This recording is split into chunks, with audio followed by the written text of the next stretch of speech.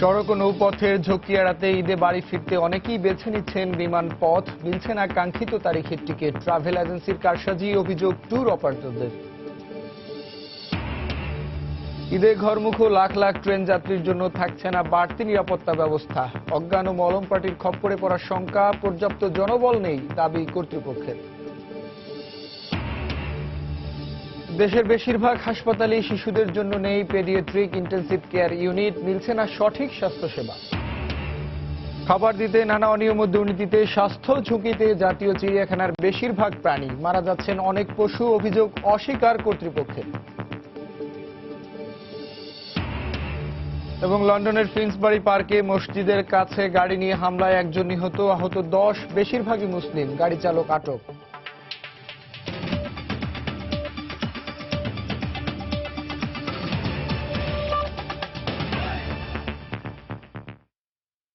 সংবাদের সঙ্গে আছি আমি জুনায়েদ আল হাবিব।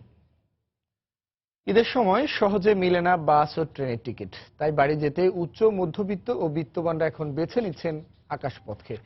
তবে কাঙ্ক্ষিত বিমান সংস্থাগুলোর আসন সীমিত হওয়ায় কাঙ্ক্ষিত তারিখের বিমান টিকিটের ইতোমধ্যে বিক্রি হয়ে গেছে। ট্যুর অপারেটরদের অভিযোগ, কিছু ট্রাভেল এজেন্সি আগেই টিকিট ব্লক করে ফেলায় সাধারণ যাত্রীরা টিকিট পাচ্ছেন না।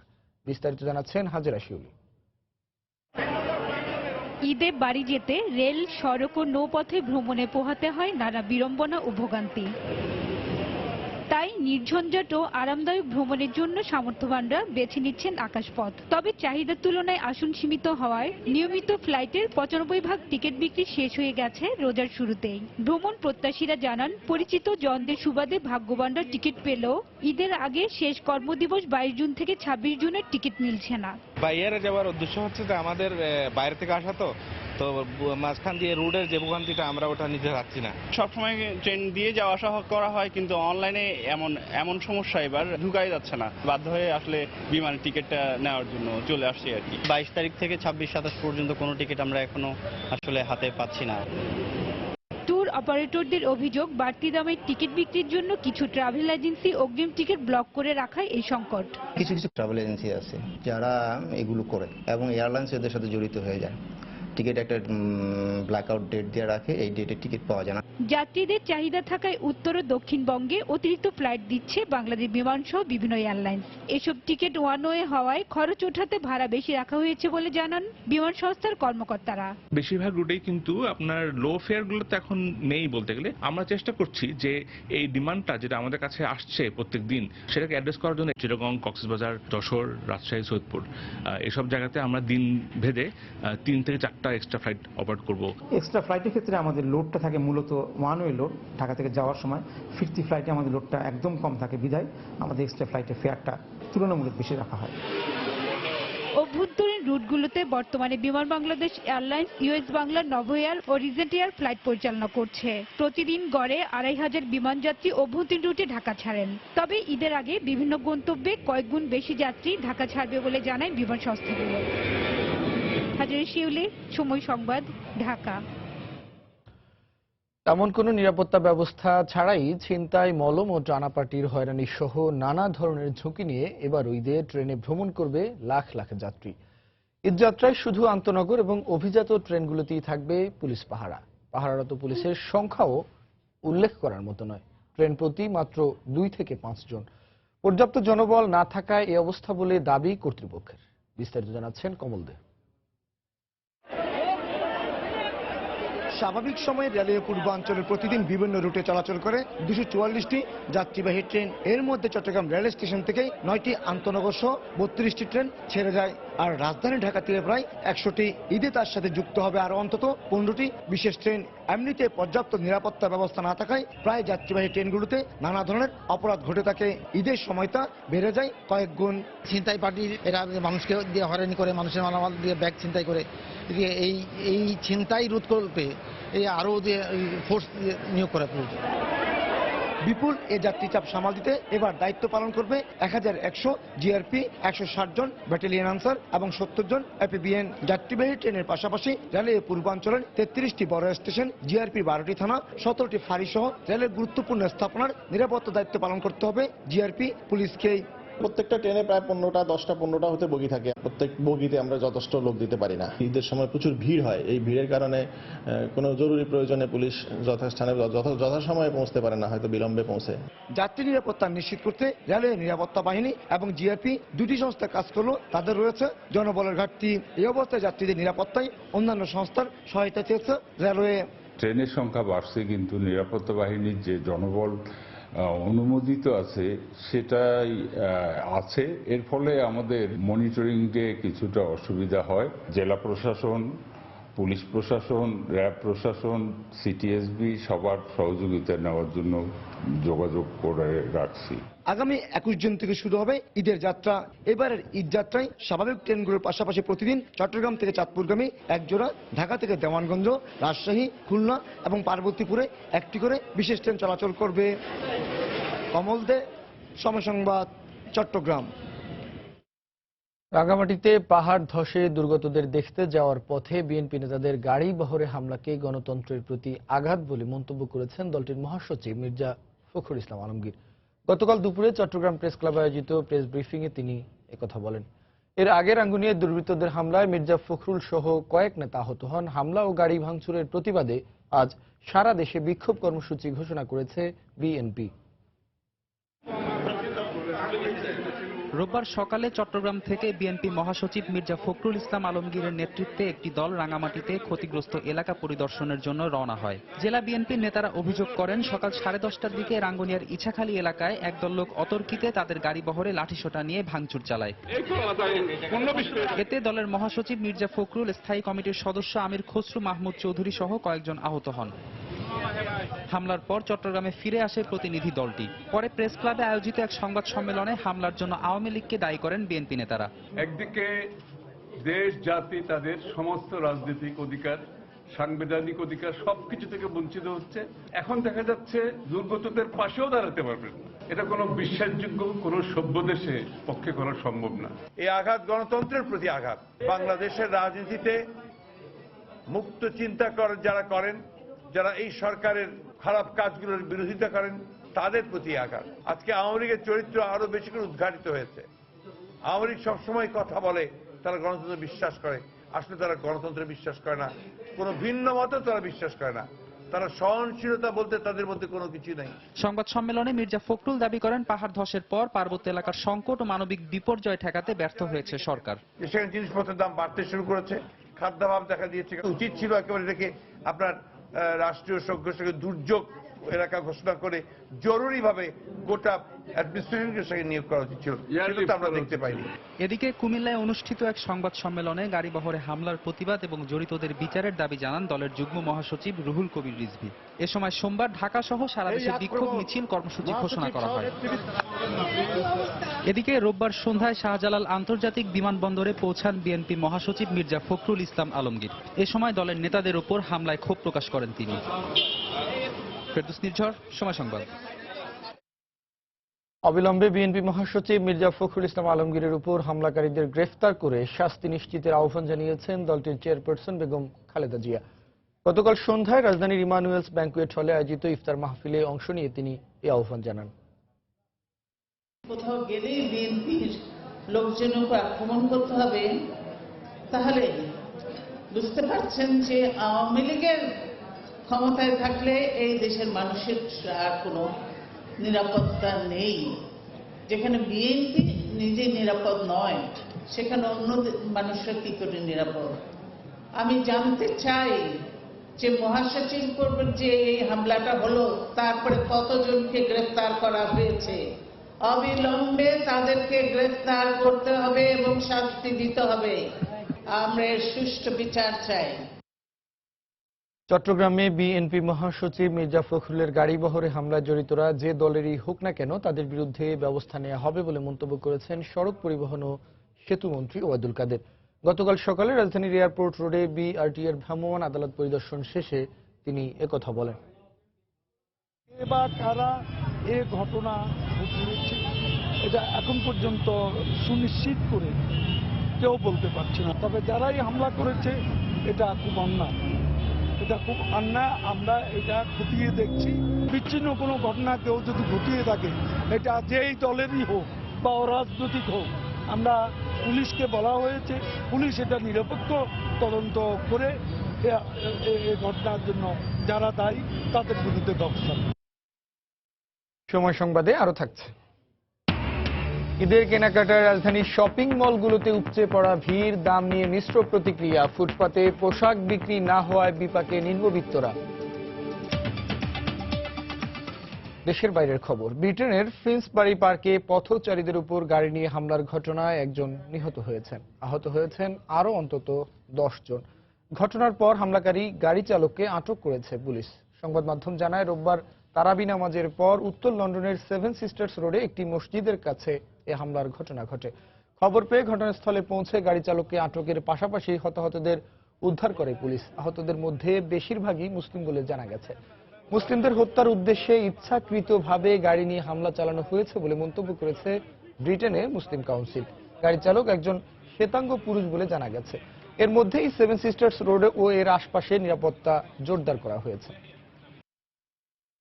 পাহাড়ে যেন থামছেই না মৃত্যুর মিছিল। খাগড়াছড়ি রামগড়ে গতকাল পাহাড় ধসে 2 সহোদর সহ 3 জন মারা গেছেন। এছাড়া মৌলভীবাজারে পাহাড় ধসে মা মেয়ের মৃত্যু হয়েছে। রাঙ্গামাটিতে আবারও বৃষ্টি শুরু হয়, আতঙ্কিত হয়ে পড়েছেন সাধারণ মানুষ। এদিকে কক্সবাজারে পাহাড়ের ঝুঁকি নিয়ে বসবাসকারীদের সরিয়ে নিতে অভিযান শুরু করেছে জেলা প্রশাসন। জেলা প্রতিনিধিদের পাঠানো তথ্য ও ছবি নিয়ে ডেস্ক রিপোর্ট।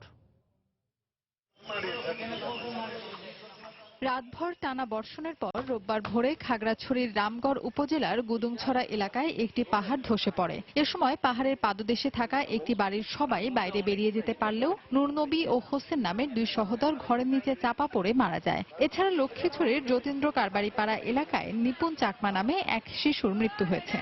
এদিকে পাহাড় ধসের কারণে খাগড়াছড়ি ঢাকা মহাসড়কের রামগড় উপজেলার নাকাবা ব্রিজটি ঝুঁকিপূর্ণ হয়ে পড়ায় যে কোনো মুহূর্তে ভেঙে পড়ার আশঙ্কা করা হচ্ছে। বর্তমানে ওই রাস্তায় ভারী যানবাহন চলাচল বন্ধ রয়েছে। এখন আমরা এখানে যে অবস্থানে আছি, এখানে খুব আতঙ্কের সাথে আছি। পরবর্তীতে আরো এই ধরনের ঘটনা ঘটতে পারে, এই কারণে আমরা একটু সচেতনার জন্য আশ্রয় কেন্দ্রে কোনো সহযোগিতা চাচ্ছি।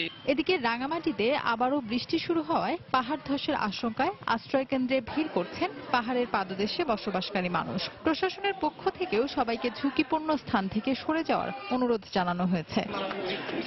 দুর্ঘটনা এড়াতে কক্সবাজারের বৌদ্ধঘোনা এলাকায় পাহাড়ে ঝুঁকিপূর্ণভাবে বসবাসকারীদের উচ্ছেদে অভিযান চালিয়েছে জেলা প্রশাসন। এ সময় 10টির বেশি বসতি উচ্ছেদ করা হয়, বিচ্ছিন্ন করা হয় বিদ্যুৎ সংযোগ। পর্যায়ক্রমে ঝুঁকিপূর্ণ চিহ্নিত 4 শতাধিক বসতঘরই উচ্ছেদ করা হবে বলে প্রশাসনের পক্ষ থেকে জানানো হয়েছে। এখানে যারা বসবাস করছে তারা অবশ্যই হয়তোবা প্রভাবশালীদের ছত্রছায়ায় করছে, আমি জানি না।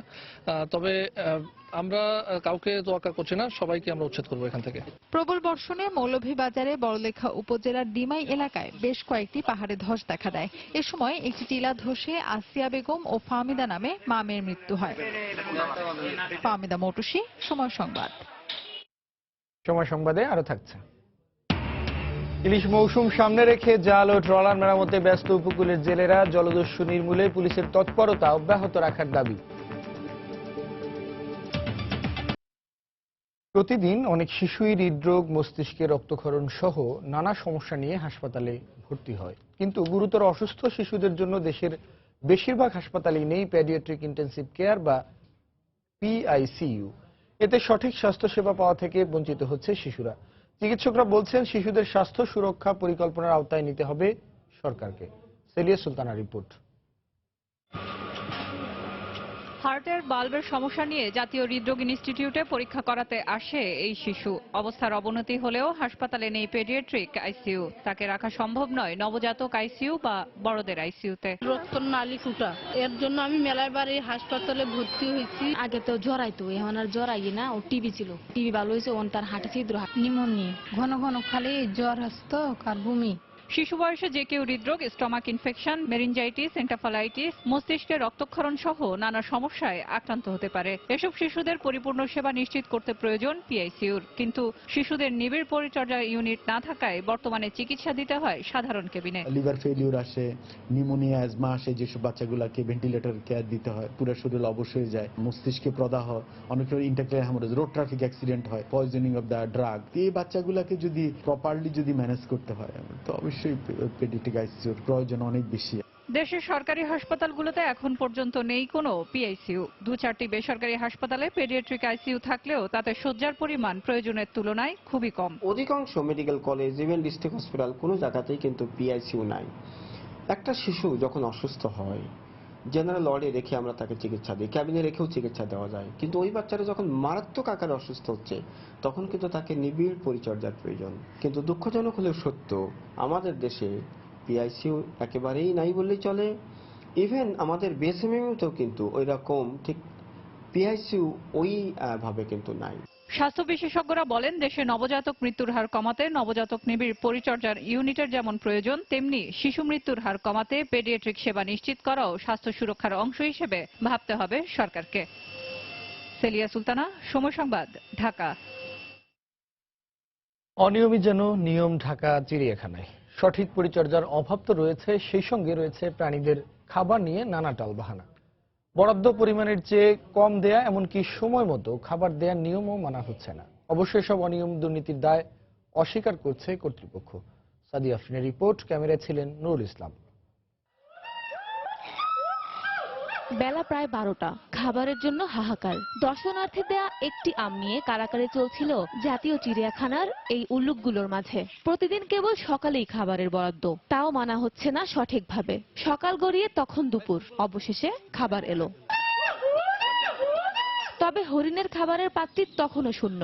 পাশের খাঁচার বানরের জন্য বরাদ্দ কলার কিছু পরিমাণ ভাগ্যে জুটল তাদের। তারও ঘণ্টাখানেক পর খাঁচায় থাকা শতাধিক হরিণের জন্য এলো মাত্র 1 বস্তা সবজি। একই অবস্থা ময়ূরের খাঁচায়ও। স্যারেরা যেভাবে যে অনুযায়ী রাখছে সেই অনুযায়ী তো আমার দিতে হবে। আজকে একটু দেরি হয়েছে, যেহেতু কাজ আছে অন্য জায়গায়, এই জন্য একটু দেরি। রমজানের দিন একটু লেট হয়ে গেছে আর কি। একটু সামনে এগোতেই বানরের খাঁচা। প্রথমটি বানর শূন্য দেখে অবাক হলেও পরে বোঝা গেল কারণ। হয়তোবা স্বজাতির এই মৃতদেহে বিচলিতরা আশ্রয় নিয়েছে পাশের খাঁচাটিতে। ফ্লেমিঙ্গোর খাঁচার সামনের নির্দেশিকায় লেখা জলাশয়ে বাস, যদিও ভিতরে নেই পানির ছিটে ফোটাও। আর হায়নার খাঁচার সামনে মাংস নিয়ে চলছে এমন সূক্ষ্ম কারচুপি। পরে সময় সংবাদের ক্যামেরা টের পেয়ে বালতি রেখেই চলে যান এই কর্মচারী। কিন্তু দূরে যেতেই খানিকটা বাদে এসে নিয়ে গেলেন রেখে যাওয়া সেই মাংসের টুকরো। বাঘ, কুমির, ভাল্লুক কিংবা বানর, উচ্ছলতা নেই কারো মাঝে। অবলাই প্রাণীগুলোকে খাবারের জন্য প্রতিনিয়তই চেয়ে থাকতে হয় পরিবেশনকারীর দিকে। এমন পরিস্থিতি হতাশ করেছে দর্শনার্থীদেরও। সকালে খাবার না দিয়ে তারা 12টার সময় খানা দিছে, এই কারণেই অমানবিকতা লাগে। বাঘ না বিড়াল বুঝি না, একদম প্রতিবন্ধী মনে হয় যে পইরা যাইতে আছে, হাটে কি হাটে না। নিথর হয়ে পড়ে আছে সব জীবজন্তু, মনে হচ্ছে খাবারের অভাব, তারপর শারীরিক অবস্থায় তারা অসুস্থ। ময়ূর হিসাবে খাবার তাদের হয় নাই, অল্প কিছু খাবার, কিন্তু ময়ূর হচ্ছে 80 থেকে 100 থেকে ময়ূর হবে। জাতীয় চিড়িয়াখানায় যে বৈশিষ্ট্যগুলো থাকা দরকার সেটা কি এখানে আছে? যে যত্নটা করা দরকার সেটাও আমি দেখতে পাচ্ছি না। এত সব অনিয়মের ভিড়ে নানা অজুহাত দেখিয়ে দায় সারা বক্তব্য কিউরেটরের। আমি সেটি মানব না, এই জন্যই খাবার পর্যাপ্ত দেওয়া হয়, কোনো সুযোগ নেই। সকাল 8টা 8:30-র মধ্যে দিয়ে দেওয়া হয়। তারপরে আপনি যে বললেন, আমি আবারও দেখবো, যদি তাই হয় তাহলে they will get the result. আন্তর্জাতিক মান মেনে কোন প্রাণীর জন্য কি পরিমাণ খাবার সরবরাহ করতে হবে তার কোনো তালিকা এখানে নেই। সেই সাথে নিম্নমান আর অপর্যাপ্ত খাবার পরিবেশন। দিনের পর দিন চলে আসা এই দুর্নীতি আর অনিয়মের দায়ে শাস্তির নজির খুব একটা চোখে পড়ে না। তবে শাস্তি আর তদারকির চেয়ে সবচেয়ে বেশি প্রয়োজন একটু আন্তরিকতা আর একটু ভালোবাসাময় অনুভূতির। সাদিয়া আফরিন, সময় সংবাদ, ঢাকা। ইলিশ মৌসুম সামনে, তাই উপকূলের জেলেরা ব্যস্ত জাল, দড়ি আর ট্রলার মেরামতে। গভীর সমুদ্রে জেলেদের প্রধান সমস্যা জলদস্যু। তাই জলদস্যু নির্মূলে গত বছরের মতো প্রশাসনের তৎপরতা অব্যাহত রাখার দাবি জেলেদের। পুলিশ বলছে, জলদস্যু নির্মূলে সব সময় পাশে রয়েছেন তারা। এসএম সিফাতের তোলা ছবিতে এম এ আজিমের রিপোর্ট। বরগুনার পাথরঘাটা উপজেলার মাছ ধরার ট্রলার নির্মাণের ডকগুলোতে দম ফেলার সময় নেই ট্রলার নির্মাতাদের। পুরানো ট্রলার মেরামত ও নতুন ট্রলার তৈরিতে ব্যস্ত তারা। মৌসুম শুরু হলে এই ট্রলারগুলো নিয়েই গভীর সমুদ্রে মাছ শিকারে নামবেন জেলেরা। তাই দিন যতই ঘনিয়ে আসছে, ডকগুলোতে বাড়ছে কর্মব্যস্ততা। মালিকেরা যে তাড়াহুড়া করতেছে, মুখো ট্রলার বানাই হাওয়া করে বুঝ দেওয়া লাগবে। ট্রলার খুব মৌসুম তো সামনে, আমাকে প্রচুর কাজের চাপ, দিনের খাটাখাটি করতে আছি। 5টা ট্রলার রাখছি, ধরেন 11.5 লক্ষ টাকায় 10-11 জন লোক খাটাইছি। খাটাই টাটাই দিয়ে প্রায় আর কি কমপ্লিটের মধ্যে আনছি। এদিকে জাল গুছাতে ব্যস্ত জেলেরা গত বছর প্রশাসনের তৎপরতায় আত্মসমর্পণ করে একের পর এক জলদস্যু বাহিনী, ফলে সমুদ্রে নির্বিঘ্নে মাছ ধরতে পেরেছে জেলেরা। এবছরও মৌসুমের শুরু থেকে জলদস্যু নির্মূলে প্রশাসনের কঠোর ভূমিকা রাখার দাবি তাদের। জাল ধরে সুন্দরভাবে গুছগাছ করে আমরা সাগরে যাওয়ার জন্য প্রস্তুতি নিতে আছি। গত বছরের মতো আমাদের নিরাপত্তা পাই আমরা, তাহলে আমরা ঠিকঠাক মতো নিরাপত্তায় মাছ ধরে আমরা মনে করেন সংসার নির্বাহ করতে পারবো, বুঝলেন। গেল বছর ডাকাত বন্ধ করে দিয়েছে, আমরা খুব শান্তিতে ব্যবসা বাণিজ্য করছি, আয় বাণিজ্য ভালো হয়েছে। জেলা পুলিশের এই কর্মকর্তা জানালেন, জেলেরা তথ্য দিয়ে সহায়তা করলে গত বছরের থেকেও বেশি তৎপর থাকবেন তারা। যারা মৎস্যজীবী আছে তাদের প্রতি আমাদের উদাত্ত আহ্বান, আপনারা কোনো তথ্য পেলে আমাদেরকে সহযোগিতা করুন এবং আপনারা নির্দ্বিধায় নিশ্চিন্তে মাছ ধরুন।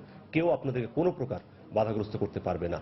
এবং আমাদের আগের বারের চেয়েও এবার আরো বেশি পরিমাণে আমাদের টহল তৎপরতা এবং একই সাথে আমাদের গোয়েন্দা তৎপরতা দুটোই আমাদের বিদ্যমান থাকবে। বর্ষা মৌসুমে মাছ ধরার জন্য প্রতিটি ট্রলারে 10 থেকে 15 জন জেলে পহেলা আষাঢ় গভীর সমুদ্রে যাবেন। মৌসুম চলবে অগ্রহায়ণ পর্যন্ত। এম এ আজিম, সময় সংবাদ, বরগুনা। ঈদের মাত্র কয়েকদিন বাকি, তাই রাজধানীর বিপণী বিতানগুলোতে সব শ্রেণী পেশার মানুষের উপচে পড়া ভিড়। স্বাদ এবং সাধ্যের সমন্বয় ঘটিয়ে নিজের এবং পরিবারের জন্য পছন্দের পোশাক কিনছেন ধনী গরিব সবাই। সব শ্রেণীর ক্রেতাদের মধ্যে পোশাকের দাম নিয়ে রয়েছে মিশ্র মত। এদিকে ফুটপাতে পোশাক বিক্রি না হওয়ায় বিপাকে পড়েছেন নিম্নবিত্তরা। ঈদকে সামনে রেখে রাজধানীর সব মার্কেটেই দেখা গেছে সব শ্রেণীর মানুষের ভিড়। স্বাদ এবং সাধ্যের মধ্যে কেনাকাটা করতে এসেছে বিপণী বিতানগুলোতে। তবে মধ্যবিত্তের ভিড় এখনো কিছুটা কম। বাহারি ডিজাইনের পছন্দসই পোশাক পাওয়া গেলেও দাম নিয়ে তাদের মধ্যে রয়েছে ভিন্ন মত। ঈদ উপলক্ষে যে অতটা বেড়েছে তা না, ইয়াংদের জন্য একটু ফ্যাশনেবল হলে ভালো হতো। ডিজাইনগুলো ভালোই মনে হচ্ছে এবং ওয়েদারের সাথে মিক্সড করেই মনে হচ্ছে বানানো হয়েছে। চয়েস মতো পাচ্ছি না, দামটা একটু বেশি। পছন্দের জিনিস পাইছি কিন্তু দামগুলো একটু বেশি। অন্যদিকে মাঝারি মানের মার্কেটে ছিল ক্রেতাদের উপচে পড়া ভিড়, যদিও দাম নিয়ে ক্রেতাদের মধ্যে রয়েছে ভিন্ন মত। আমি যার জন্য একটা জামা কিনেছি, দাম মোটামুটি ক্রয় ক্ষমতার মধ্যে আছে এবং পছন্দনীয় জিনিস পাওয়া যায়। গত বছর তুলনায় জিনিস তেমন একটা ছবি বর্তমান কিন্তু দামটা প্রচন্ড বেশি। পছন্দের জিনিস পাওয়া যাচ্ছে, দাম একটু মোটামুটি বেশি আছে। আর নিম্নবিত্ত এবং নিম্ন মধ্যবিত্তরা কেনাকাটা করতে এসে বিপাকে পড়েছেন, কারণ হঠাৎই ফুটপাত থেকে দোকান উঠিয়ে দেওয়া হয়েছে। সাধারণ মানুষ আমরা তো আর কিনতে পারি না বড় বড় মার্কেটের উপরে গেলে 500-700, সেটা আমরা 300 টাকাতে নিতে পারতাম। যে জায়গার মধ্যে 3টা কিনলাম এই জায়গার মধ্যে 1-2টা কিনতে হবে। সবার কথা চিন্তা করলে আসলে ফুটপাতটা এই রমজান মাসে দরকারই ছিল। ক্রেতাদের পছন্দসই পোশাকের পসরা সাজিয়েছেন বিক্রেতারা, তবুও আশানুরূপ বিক্রি হচ্ছে না বলেও জানালো কেউ কেউ। আবার অনেক বিক্রেতার রয়েছে ভিন্ন মত। গত বছর আমি এই দোকান 1.5 লক্ষ টাকা বিক্রি করছি, আজকে আমি এখনো 25,000 টাকা বিক্রি করিনি। মোটামুটি ইনশাল্লাহ অনেক ভালোই চলতেছে। আশা করি আরো সামনের দিকে আরো যত দিনগুলো আছে সেটা আরো ভালোই চলবে। রমজান মাসে একটা মাসের আশায় আমরা থাকি, ওই হিসাবে আমাদের বেচা বিক্রি হচ্ছে না। কিনা 300 বা 250, মানুষ তো প্রচুর ভরপুর দেখা যাইতেছে মার্কেটে। দেখা গেছে কাস্টমারের আগের দাম অনুযায়ী 250 টাকা বলে, 50 টাকা লস। ওই হিসাব করে কি বেচা কিনা একটু কম হয়, কিন্তু পুরোটা অনেক বেশি। বিক্রেতাদের আশা ঈদের কাছাকাছি সময়ে বেচাকেনা আরো বাড়বে। ইমদাদুল হক, সময় সংবাদ, ঢাকা। ঈদের দিন যতই ঘনিয়ে আসছে, বগুড়ার ঈদ মার্কেট ততই জমে উঠছে। সকাল থেকে গভীর রাত পর্যন্ত চলছে বিপণী বিতানগুলোতে বেচাকেনা। উচ্চ মধ্য নিম্ন আয়ের মানুষের জন্য রয়েছে 3 ধরনের মার্কেট, যে যার সাধ্যমতো মার্কেটগুলোতে কেনাকাটা করছেন। এবার ঈদ কেনাকাটায় প্রাধান্য পাচ্ছে সুতির জামা কাপড়। মাজিদুর রহমানের রিপোর্ট, ছবি তুলেছেন রবিউল ইসলাম। প্রচন্ড রোদ আর গরমের কারণে দিনের প্রথম ভাগে বিপণী বিতানগুলোতে ক্রেতাদের তেমন আনাগোনা না থাকলেও বেলার পর থেকে ভিড় বাড়তে থাকে। জামা কাপড়ের মধ্যে এবারে পছন্দের শীর্ষে রয়েছে সুতি জাতীয় কাপড়। দেশীয় কাপড়ের পাশাপাশি ভারত ও পাকিস্তানের হরেক নামে বিক্রি হচ্ছে বাহারি পোশাক। উচ্চবিত্তরা ছুটছেন জলশ্বরীতলার শোরুমগুলোতে, মধ্যবিত্তরা নিউ মার্কেট ও নবাববাড়িতে, আর স্বল্প আয়ের ক্রেতারা ছুটছেন হকার্স মার্কেটে। আম্মুর জন্য শাড়ি, আমাদের জন্য 3 পিস, নতুন নতুন কালেকশনই সবকিছু। সব টাইপের জামা দেখেছি, বাট পছন্দ হয়নি এখনো, আর প্রাইস একটু বেশি। কসমেটিক্সের মধ্যে নেল পলিশ, লিপ গ্লোস, এই কয়েকটাই এখনো কিনছি। সুতি কালেকশনই আমরা বেশি কিনেছি যেহেতু গরম। রমজানের প্রথম দিকে তেমন বেচা বিক্রি না হলেও 10 রোজার পর থেকে বেচা কিনা শুরু হয়েছে। সব বয়সের নানান কালেকশনের কথা জানালেন দোকানিরা। ইন্ডিয়ান তার 3 পিস আছে, কারিজমা আছে, পাকিস্তানি আছে, তারপর বাচ্চাদের প্রোডাক্ট আছে, হ্যাঁ দেশীয় কিছু প্রোডাক্ট আছে হাতের কাজের। লং কোটি, তারপরে গ্রাউন, ফ্লোর টাচ, জর্জের জামা, এগুলো খুব বেশি চলছে। ঈদের কাস্টমার আসা শুরু করছে, এখন আরো সামনে আসবে। আলহামদুলিল্লাহ খুবই ভালো চলতেছে। রমজান ও আসন্ন ঈদের কেনাকাটা নির্বিঘ্ন করতে ট্রাফিক ব্যবস্থা সহ বাড়তি নিরাপত্তা ব্যবস্থা গ্রহণ করেছে ব্যবসায়ী সমিতি। জেলা পুলিশের সার্বক্ষণিক নিরাপত্তার জন্য পুলিশ দায়িত্ব রয়েছে। ট্রাফিক ব্যবস্থার জন্য তারা সহযোগিতা করছেন এবং এলাকাবাসী, ব্যবসায়ী, ক্রেতা সাধারণ অত্যন্ত নির্বিঘ্নে এখানে তাদের কেনাবেচাগুলো করতে পারছে। জেলা শহরে ছোট বড় 8টি কাপড় ও 3টি কসমেটিক্স মার্কেটে প্রায় 500 কোটি টাকার ব্যবসা হবে বলে আশা করছেন ব্যবসায়ী নেতারা। মাজিদুর রহমান, সময় সংবাদ, বগুড়া। ঈদকে সামনে রেখে রাজবাড়ীর বিসিকে সেমাই তৈরিতে ব্যস্ত 4টি সেমাই কারখানার কারিগররা জানান সারা বছর তেমন কোনো কাজ না থাকলেও ঈদের চাহিদার কারণে কাজ বেড়ে যায় কয়েক গুণ। প্রতিদিন সকাল থেকে রাত পর্যন্ত চলে সেমাই তৈরির কাজ। পরিচ্ছন্ন পরিবেশে সেমাই তৈরিতে এখানকার প্রতিটি কারখানাতেই বিশেষ ব্যবস্থা রয়েছে বলে জানিয়েছেন তারা। এখানকার 4টি কারখানায় প্রতিদিন 1800 কেজি সেমাই তৈরি করা হয়।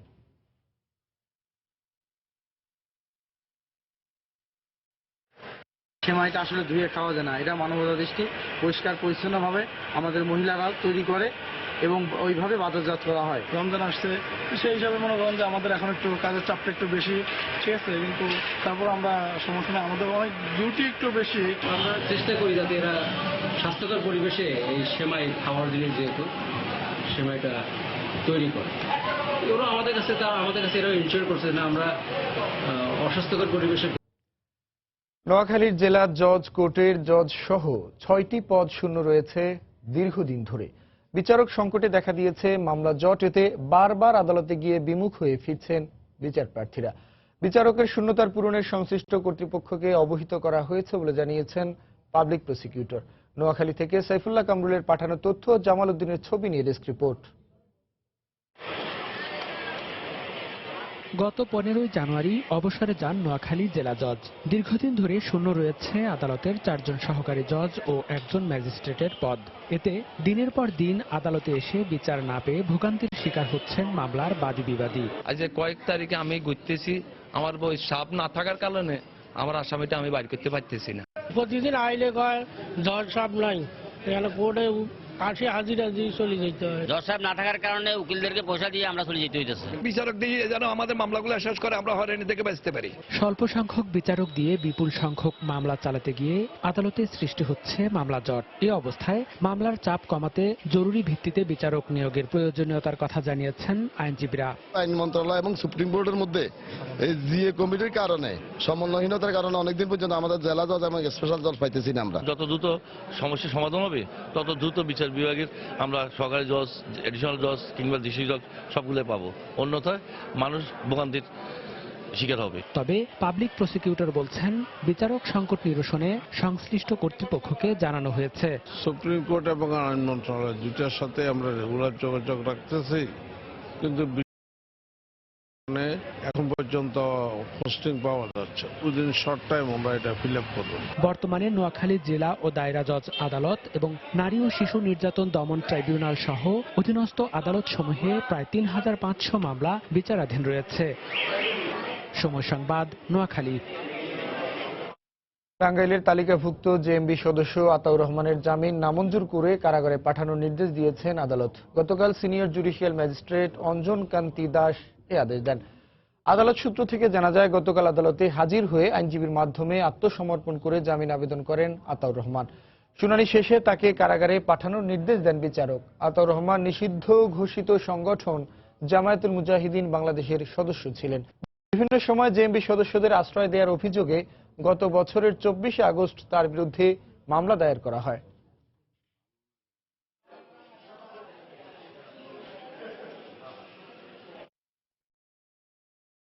মৃতদের ছুরিকাঘাতে আঘাতে এক বাংলাদেশি শ্রমিক নিহত হয়েছেন। রোববার স্থানীয় সময় রাত 2টার দিকে বুকের বুকিন বিনতাইন ফারেনহাইট শপিং কমপ্লেক্সের পেছনে এই ঘটনা ঘটে। নিহত 23 বছর বয়সী শ্রমিকের নাম লোকমান হাকিম। স্থানীয়দের ধারণা, কর্মস্থল থেকে বাসায় ফেরার পথে দুর্বৃত্তরা তাকে হত্যা করে রাস্তার পাশে ফেলে রাখে। পরে খবর পেয়ে পুলিশ ঘটনাস্থলে পৌঁছে লোকমানের মরদেহ উদ্ধার করে স্থানীয় হাসপাতালের মর্গে পাঠায়। তবে এখন পর্যন্ত এই ঘটনায় কাউকে আটক করতে পারেনি পুলিশ। আজ শুরু হতে যাচ্ছে ইউরোপীয় ইউনিয়ন থেকে ব্রিটেনের আলাদা হওয়ার আনুষ্ঠানিক আলোচনা। ব্রাসেলসের ইইউ সদর দফতরে আলোচনায় বসবেন যুক্তরাজ্যের ব্রেক্সিট বিষয়ক মন্ত্রী ডেভিড ডেভিস ও ইইউর পক্ষে প্রধান সমঝোতাকারী ফ্রান্সের মিশেল বার্নিয়ে। এই আলোচনায় বিচ্ছেদের আইন, বিধি এবং ব্রেক্সিটের মূল কর্মসূচি নির্ধারণ করা হতে পারে। 2 বছরের মধ্যে এই ব্রেক্সিট প্রক্রিয়া সম্পন্নের কথা থাকলেও সম্ভাব্যতা নিয়ে প্রশ্ন তুলেছেন বিশ্লেষকরা। এই সময়ের মধ্যেই দুই পক্ষের দেনা পাওনা পরিশোধের পাশাপাশি তাদের বাণিজ্যিক সম্পর্ক কেমন হবে সে ব্যাপারে রূপরেখা তৈরি করতে হবে। এর উপরে নির্ভর করছে ব্রিটেনে বসবাসরত 30 লাখ ইইউ নাগরিক এবং ইইউ এ বসবাসরত 12 লাখ ব্রিটিশদের ভবিষ্যৎ। গত বছরে গণভোটে ব্রেক্সিটের পক্ষে রায় দেয় ব্রিটেনবাসী।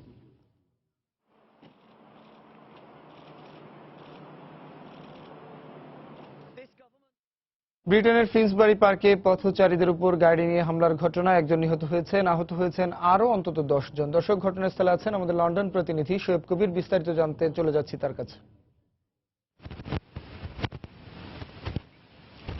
দর্শক, আমরা এখন দাঁড়িয়ে আছি লন্ডনের ফিন্সবারি পার্কের সামনে। এখানে আজ যখন তারাবি নামাজ শেষ করে মুসল্লিরা যখন বের হয়ে চলে যাচ্ছিল, ঠিক তখনই কিন্তু একটি ভ্যান মুসল্লিদের উপর উঠে যায় এবং এতে এখন পর্যন্ত আমরা একজন নিহত হওয়ার খবর পেয়েছি এবং অন্তত 10 জনের অধিক আহত হয়েছে এবং এই ঘটনায় 48 বছর বয়স্ক একজনকে গ্রেপ্তার করেছে বলে মেট্রোপলিটন পুলিশ সূত্র জানিয়েছে আপনাকে। এবং এটি ব্রিটেনে কিন্তু অন্যতম একটি বড় মসজিদ এবং আশেপাশে মানে ইস্ট লন্ডন মসজিদের পরপরে কিন্তু এটি অন্যতম একটি বড় মসজিদ। লন্ডন মেট্রোপলিটন পুলিশ সূত্র আমাদের জানিয়েছে যে রাত 12টা লন্ডন সময় রাত 12টা 20 মিনিটে কিন্তু পুলিশকে খবর দেওয়া হয় এবং তারপর পুলিশ পুরো এলাকাটাই ঘেরাও করে ফেলে এবং পুলিশ আসার পরে কিন্তু ওই একজনকে আক্রমণকারী একজনকে আপনার আটক করা হয় এবং যে মুসলিম কাউন্সিল অফ ব্রিটেন এমসিবি যারা আছেন তারা কিন্তু বলেছেন যে ইচ্ছাকৃতভাবে এই হামলাটি চালিয়েছে মুসলিমদের উপর। এবং আমরা সর্বশেষ খবর যেটা পেয়েছি যে ব্রিটিশ প্রধানমন্ত্রী থেরেসা মে কিন্তু আজকে ইমার্জেন্সি আরেকটি বৈঠকে অংশ নেবেন এই বিষয়ে এবং তিনিও এটিকে একটি ভয়ঙ্কর ধরনের সন্ত্রাসী হামলা হিসেবে অভিহিত করেছেন। এবং আমরা যেটি জানি যে পার্শ্ববর্তী এলাকাগুলোতে কিন্তু প্রচুর পরিমাণে অ্যাম্বুলেন্স এবং পুলিশ কিন্তু মোতায়েন করা হয়েছে এবং পাশাপাশি আমরা ইন্টারনেটে এর আগে কিন্তু বেশ কিছু ফেসবুকে যারা ছিল মুসলিম যারা ছিলেন তারা কিন্তু ফেসবুকে বেশ কিছু পোস্ট দিয়েছিলেন। সেসব পোস্ট আমরা দেখেছিলাম যে যখন হামলা হচ্ছিল তখন কিন্তু অনেকে এদিক সেদিক ছুটি করছিল। আসলে সেই সময়টা কিন্তু তারাবি নামাজের সময় সবাই মুসলিমরা সেহরি খাওয়ার জন্য কিন্তু বাসা দিকে সেহরি খাওয়ার সময় কিন্তু বাসা দিকে যাচ্ছিল। আমরা সে সময় কিন্তু আপনার একজনকে যে গ্রেপ্তার করেছে পুলিশ সেই ভিডিও কিন্তু আমরা দেখেছি ফেসবুকে। এবং এখন পর্যন্ত আসলে ব্রিটেনের সন্ত্রাসী হামলা আপনাকে যদি বলে রাখা হয় যে প্রথম যেটি শুরু হয়েছিল ব্রিটিশ পার্লামেন্টের যে সামনে যে একই ধরনের হামলা, যে গাড়ি চালিয়ে পথচারীদের উপর গাড়ি উঠে কিন্তু হামলা করেছিল এবং সেই ঘটনার পরে ম্যানচেস্টারে বোম্বিং অ্যাটাক হয়েছিল, সেখানেও প্রায় 22 জন নিহত হয়েছিল। এরপরে সর্বশেষ যেটি হয়েছিল যে লন্ডন ব্রিজে একই ধরনের হামলা আপনার ঘটনাগুলো একের পর একই ধরনের গাড়ি চাপা দিয়ে হামলার ঘটনা কিন্তু পুরো কমিউনিটি, বিশেষ করে যে এটাতে শুধু মুসলিম কমিউনিটির উপর আতঙ্ক তাও নয়, পুরো কমিউনিটির উপর ব্রিটেনবাসী যেমনভাবে আতঙ্ক, অভিবাসীরাও একইভাবে আতঙ্ক, পাশাপাশি মুসলিম কমিউনিটি আতঙ্ক যে একই ধরনের হামলা এটিকে বর্ণ বৈষম্যমূলক হামলা বলে মনে করা হচ্ছে। আসলে এই যে রমজান মাসে কিন্তু একের পর এক ঘটনাগুলো কিন্তু মুসলিম কমিউনিটির প্রতি যে বিদ্বেষমূলক যে হামলা বাড়ছে এটাতে কিন্তু বেশ উদ্বেগেই সৃষ্টি হয়েছে। আর শুধুমাত্র এই এলাকাটা কিন্তু বাংলাদেশি কমিউনিটিতে কিন্তু বসবাস আছে এবং এটি খুব কাছাকাছি। তো বাংলাদেশি অভিবাসী যারা রয়েছেন তাদের মধ্যে একজন আতঙ্ক রয়েছেন। এ ছিল আমার কাছে এখন পর্যন্ত সর্বশেষ। আমরা ফিরে যাচ্ছি স্টুডিওতে। দর্শক, ব্রিটেনের ফিন্সবারি পার্কে পথচারীদের উপর গাড়ি নিয়ে হামলার ঘটনায় একজন নিহত হয়েছেন, আহত হয়েছেন অন্তত 10 জন। সেখান থেকে ঘটনাস্থল থেকে সরাসরি যোগ দিয়েছেন আমাদের লন্ডন প্রতিনিধি শোয়েব কবির। পশ্চিমবঙ্গের দার্জিলিংয়ে আলাদা রাজ্যের দাবিতে অব্যাহত বিক্ষোভ ও সহিংসতায় গোর্খা জনমুক্তি মোর্চার 4 সমর্থক নিহত হয়েছে বলে জানিয়েছে ভারতীয় গণমাধ্যম। হিন্দুস্তান টাইমস ও পুলিশ ও আন্দোলনকারীদের সংঘাতে আহত হয়েছেন দুপক্ষের প্রায় অর্ধশত মানুষ। তবে বিক্ষোভকারীদের উপর পুলিশের গুলি ছোঁড়ার খবর অস্বীকার করে চলমান উত্তেজনার পেছনে সন্ত্রাসীদের মদদ রয়েছে বলে অভিযোগ করেছেন পশ্চিমবঙ্গের মুখ্যমন্ত্রী মমতা বন্দ্যোপাধ্যায়। শনিবার বিক্ষোভে উত্তাল হয়ে ওঠে পশ্চিমবঙ্গের পার্বত্য জেলা দার্জিলিং। আলাদা গোর্খাল্যান্ড রাজ্যের দাবিতে গোর্খা জনমুক্তি মোর্চার লাগাতার হরতালের অংশ হিসেবে আন্দোলনকারীরা র্যালি বের করলে তাতে বাধা দেয় পুলিশ। মুহূর্তেই রণক্ষেত্রে পরিণত হয় পুরো এলাকা। বিক্ষোভে পুলিশের গুলিতে জনমুক্তি মোর্চার অন্তত 4 সমর্থক নিহতের দাবি করে দলটি। ভারতের বিভিন্ন গণমাধ্যমে নিহতের আলাদা সংখ্যা উল্লেখ করা হলেও এর সত্যতা সম্পর্কে নিশ্চিত হওয়া যায়নি। পুলিশ ও রাজ্য সরকার এ খবর অস্বীকার করেছে। একই দিন দুপক্ষের দফায় দফায় সংঘর্ষে নিরাপত্তা বাহিনীর অন্তত 35 সদস্য আহত হন, যাদের মধ্যে 19 জনের অবস্থা গুরুতর বলে জানিয়েছে কর্তৃপক্ষ। দার্জিলিংয়ে আজ যা হচ্ছে তার পেছনে অনেক বড় ষড়যন্ত্র রয়েছে। একদিনে এই সংকট তৈরি হয়নি। অনেকদিন ধরে পাহাড়ি অঞ্চলের মানুষকে কোনো একটি অপশক্তি অস্ত্র দিয়ে আসছিল। সেই অস্ত্র হাতে পেয়ে উপজাতীয়রা সহিংস হয়ে উঠেছে। পরিস্থিতির আরো অবনতি হচ্ছে। কিছু বিপথগামী লোক অকারণে অস্থিরতা তৈরির চেষ্টা চালিয়ে যাচ্ছে। তবে কয়েক সপ্তাহের মধ্যে এই অঞ্চলে স্থিতিশীলতা ফিরিয়ে আনতে আমরা প্রতিশ্রুতিবদ্ধ। এর মধ্যেই শনিবার রাজ্য সরকার বিরোধী বিক্ষোভে রাস্তায় নেমে আসে নেপালি ভাষাভাষী গোর্খা জাতিগোষ্ঠীর নারীরা। আমরা যখনই বিভিন্ন ন্যায্য দাবিতে আন্দোলন শুরু করলাম, তখনই এখানে রাজ্য সরকার অনেক পুলিশ মোতায়েন শুরু করলো। তাদেরকে বলতে চাই, ভয় দেখিয়ে আমাদের দমিয়ে রাখা যাবে না। আমরা পুরো পশ্চিমবঙ্গ কিংবা কলকাতা চাইছি না, আমরা শুধু আমাদের গোর্খাল্যান্ড চাই। গত সপ্তাহে পুলিশি নির্যাতনের প্রতিবাদ ও আলাদা গোর্খাল্যান্ড রাজ্যের দাবিতে লাগাতার হরতাল কর্মসূচি ঘোষণা করে গোর্খা জনমুক্তি মোর্চা। এরপর থেকেই পার্বত্য অঞ্চলটিতে অস্থিরতা বিরাজ করছে। চলমান এই সংঘাতে আটকে পড়া পর্যটকদের কেউ কেউ সরে আসলেও এখনো অনেকে আটকে আছেন। কয়েকদিন ধরে বাস চলাচল বন্ধ। অনেকের কাছে শুনি বাস আসবে, তাই অপেক্ষায় আছি। যন্ত্রণাদায়ক অপেক্ষার প্রহর কাটানো ছাড়া আমাদের কাছে আর কোনো বিকল্প নেই। বেশ কয়েকদিন ধরে দোকানপাট সহ সবকিছু বন্ধ। খাদ্য পানীয় কেনার মতো কোনো জায়গা খুঁজে পাওয়া যায় না। সব জায়গায় শুধু পুলিশ মোতায়েন রয়েছে। সর্বদা একটা উত্তেজনা বিরাজ করছে। এই অবস্থায় যারা দার্জিলিং ভ্রমণের পরিকল্পনা করছিলেন তাদের অনেকেই সফর বাতিল করছেন। রিয়াদুল ইসলাম, সময় সংবাদ। চ্যাম্পিয়ন্স ট্রফির খবর। ভারতকে চমকে দিল পাকিস্তান। ফাইনালের মহারণে কোহলিদের 180 রানের বিশাল ব্যবধানে হারিয়ে 25 বছর পর আইসিসির ওয়ানডে ইভেন্ট জিতল পাকিস্তান। আগে ব্যাট করে ফখর জামানের সেঞ্চুরিতে 338 রানের বড় সংগ্রহ গড়ে পাকিস্তান। জবাবে পাকিস্তানের বোলিং দাপটে মাত্র 158 রানে গুটিয়ে যায় ভারত। ম্যাচ সেরা হয়েছেন ফখর জামান আর সিরিজ সেরা হয়েছেন হাসান আলী। দলটিকে বলা হয় আনপ্রেডিক্টেবল। পরিপূর্ণ শক্তি নিয়ে দুর্বল পারফরমেন্সের কারণে অনেক বড় টুর্নামেন্ট থেকে ঝরে পড়ার ইতিহাস আছে তাদের।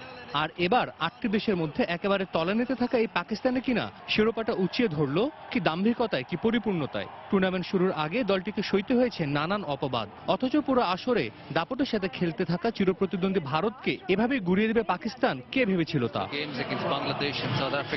কেনিংটন ওভালে শুরুর টস ভাগ্য ছিল কোহলির পক্ষে। এবারে চ্যাম্পিয়ন্স ট্রফির পুরো আসর জুড়ে কথা বলছিল এই টস। ভারতীয় অধিনায়কও ব্যাটিংটা তুলে দেন পাকিস্তানিদের হাতে। হয়তো ম্যাচটাও, কারণ শুরুটাই দুর্দান্ত পাকিস্তান।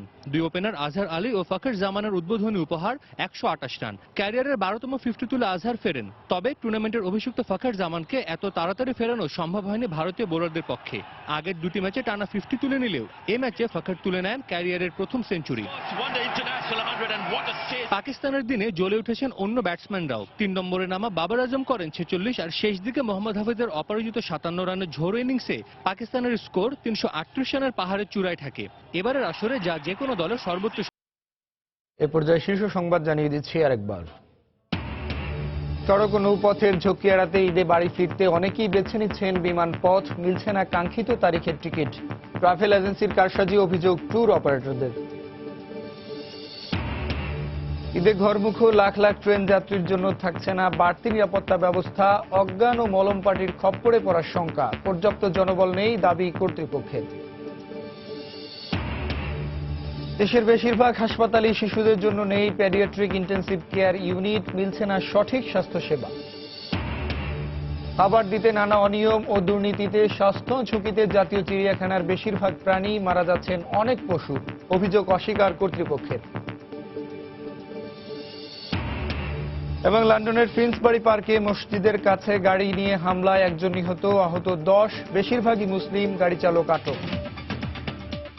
এ ছিল এখনকার মতো। যে কোনো খবর পেতে ভিজিট করুন সময়নিউজ.tv। যে কোনো বাংলা লিঙ্ক রবি নম্বর থেকে সময় সংবাদের খবর অনুষ্ঠান সম্পর্কে জানতে এবং যে কোনো তথ্য সময় সংবাদকে জানাতে ডায়াল করুন 16242 নম্বরে। এছাড়া এইমাত্র পাওয়া খবর মোবাইলে পেতে এসএমএস করুন *BN লিখে পাঠিয়ে দিন 16242 নম্বরে। সঙ্গে থাকুন সময়।